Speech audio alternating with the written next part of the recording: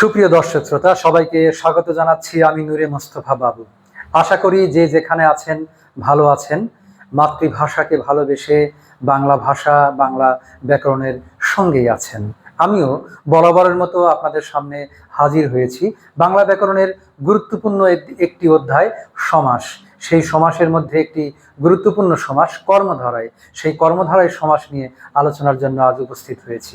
আশা করছি এই আলোচনা শেষে আপনারা কর্মধারায় সমাস নির্ণয় করতে সক্ষম হবেন এবং যাদের কর্মধারায় সমাস নিয়ে মনের মধ্যে দ্বিধা ছিল, সংশয় ছিল, সেই দ্বিধা এবং সংশয় কেটে যাবে এবং বরাবরের মতোই খুব সহজ কৌশলে আপনি কর্মধারায় সমাস নির্ণয় করতে পারবেন। দর্শক শ্রোতা, প্রথমেই আমরা আসি কর্মধারায় সমাস সম্বন্ধে আমাদের প্রচলিত ব্যাকরণ কি বলেছে।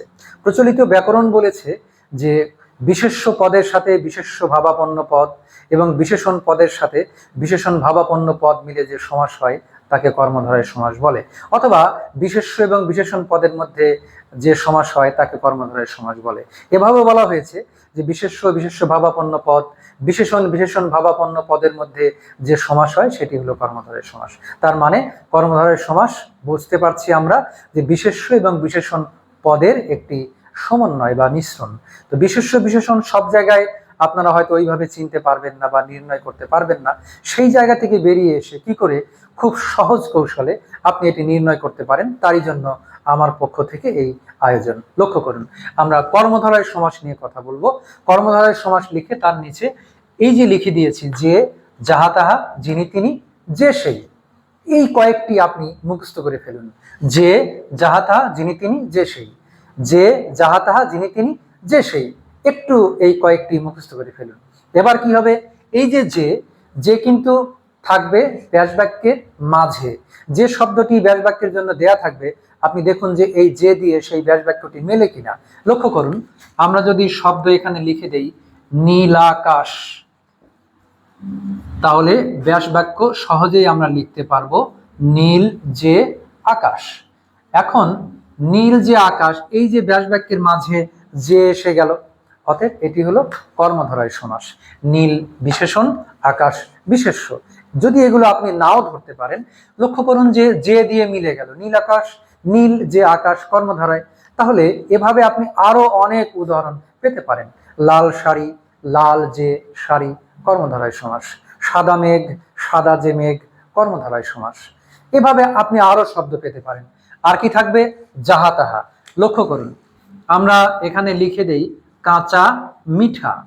তো কাঁচা মিঠার ব্যাস বাক্য আমরা কি লিখতে পারি, যাহা কাঁচা, তাহা বা তাহাই মিঠা, তাহা মিঠা। তাহলে যাহা কাঁচা তাহা মিঠা, যাহা তাহা ব্যবহৃত হলো, অতএব সমাসের নাম হবে কর্মধারায় সমাস। এরপরে কি থাকবে, আপনি এরকম আরো উদাহরণ বের করতে পারেন। যেমন ধরুন টক মিষ্টি, যাহা টক তাহাই মিষ্টি।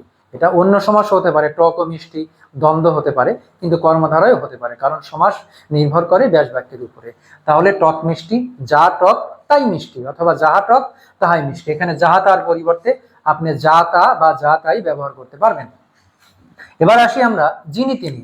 নিশ্চয়ই আমাদের স্কুলের সম্মানিত হেডমাস্টার মহোদয় আছেন, সেই হেডমাস্টার শব্দটি আমরা লিখে ফেলি।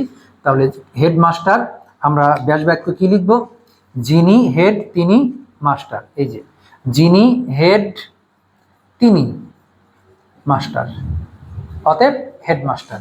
হেডমাস্টার কিন্তু দুটো পদ তিনি দখল করে থাকেন।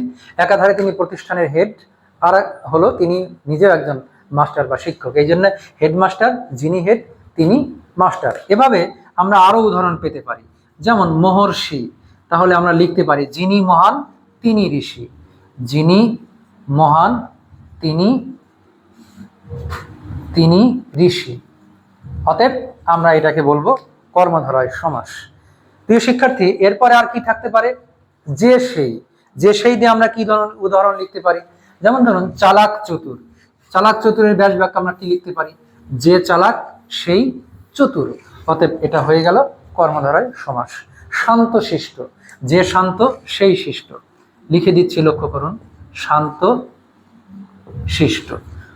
কি হবে ব্যাস বাক্য, যে শান্ত, সে বা সেই, আপনি সেইও লিখতে পারেন, সেই শিষ্ট।